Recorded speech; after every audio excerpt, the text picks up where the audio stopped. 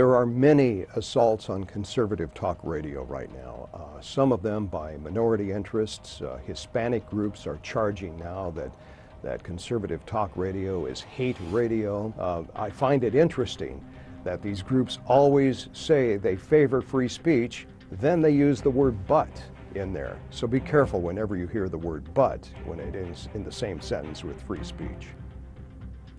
The Fairness Doctrine was a regulation that was put into effect by the Federal Communications Commission, the FCC, in 1949. It could be argued that if a political ideology overruled and permeated all media, then America's opinion could be swayed.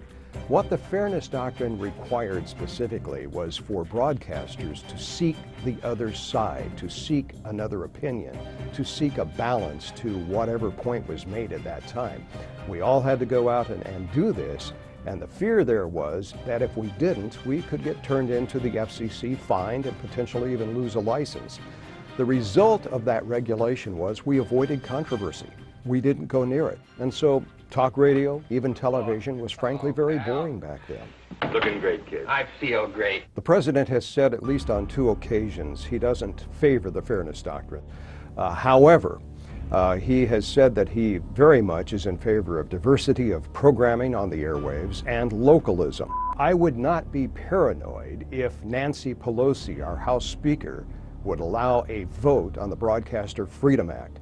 The Broadcaster Freedom Act would ban forever the Fairness Doctrine, eliminate it from the books. She has stood in front and not allowed a vote on that bill now for 2 years. And she has stated, she is quoted as saying, that the interest of her caucus is in the reverse. So in other words, she doesn't favor free speech. She favors the Fairness Doctrine. I think we all should be paranoid because this is simply government regulation of speech. And I think it's a very dangerous situation for America to be in 2009. Free speech can only be free if the marketplace is allowed to hear what it wants to hear, to read what it wants to read, and to see what it wants to see. The free marketplace is where thoughts and speech germinate and democracy reigns. If we at all regulate speech, we are no longer a free society.